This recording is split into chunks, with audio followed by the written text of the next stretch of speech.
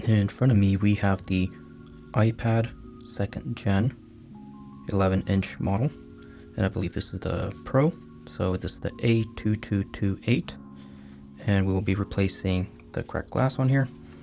As we can see, it's completely shattered.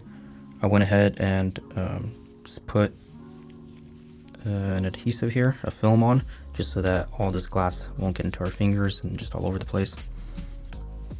And let's get started.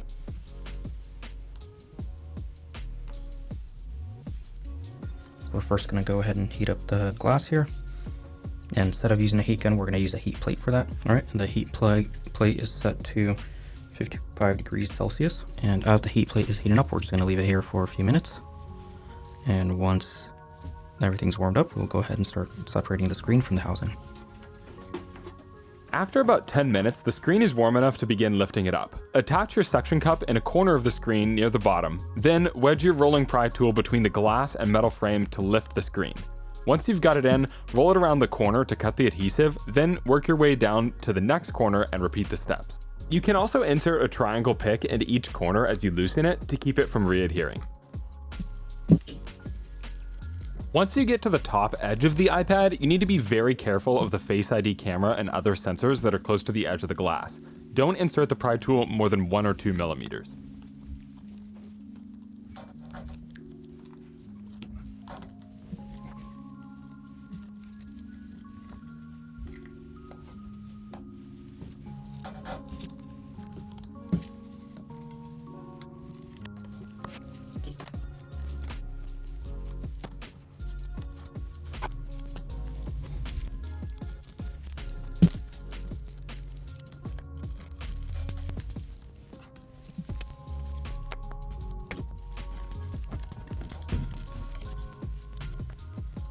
Once you've worked around the whole perimeter, the screen should lift up as a whole.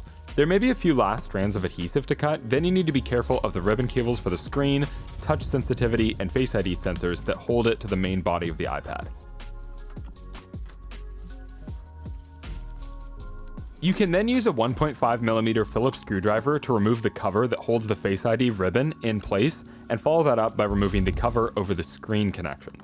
Hey, this is Joe from the Sauna. If this video brought you value, please support us by buying parts, tools, refurbished electronics, or sending your device in for repairs so we can keep offering you free repair tutorials. Back to the video. The ribbon cables lift straight up and away from their connections.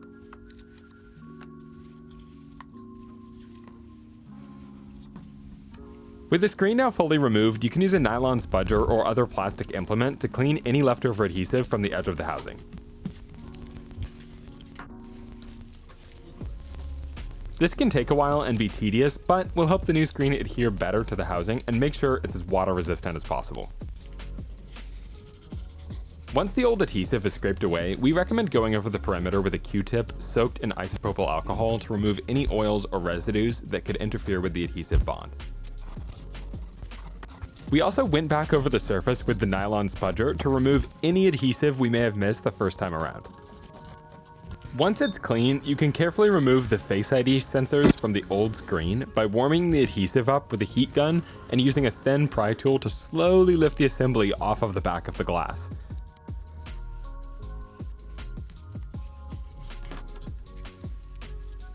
This is important to do because the sensors are paired to the motherboard, which means that Face ID will not work if you use a new camera assembly.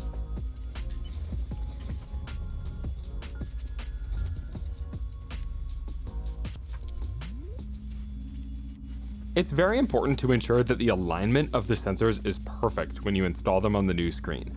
Generally, as long as the camera is showing through the hole in the black tinting and you have the ribbon cable parallel to the top edge of the screen glass, all of the sensors should line up.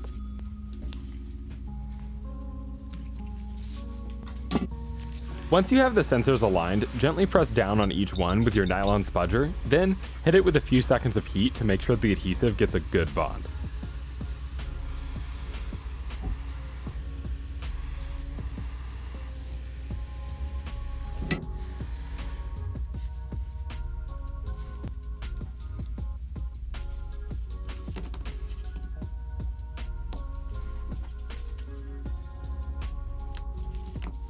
Next, lay double-sided tape down around the perimeter of the frame and cut it to fit perfectly within each corner using a razor blade.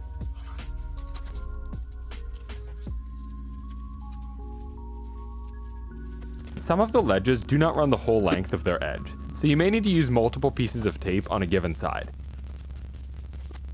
We also use a narrower tape for the edges around the Face ID sensors since that ledge is not as big.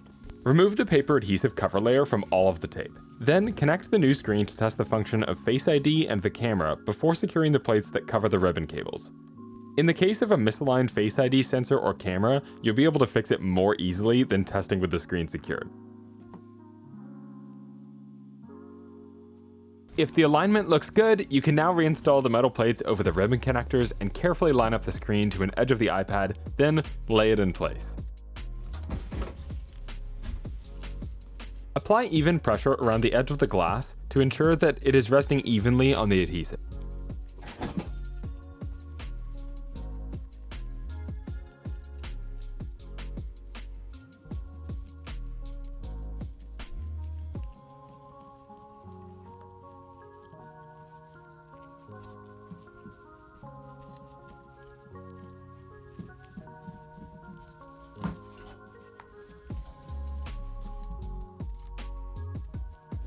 We also recommend testing your Face ID again at this point to ensure proper function.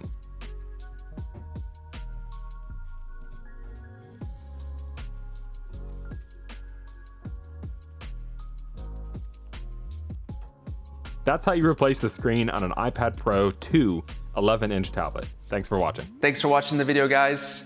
If you guys love what we do, please support us. You guys can click on the links that we have on the end screen. You guys can buy parts, sales, or service so we can continue to make great videos for you guys for many more years. Thank you.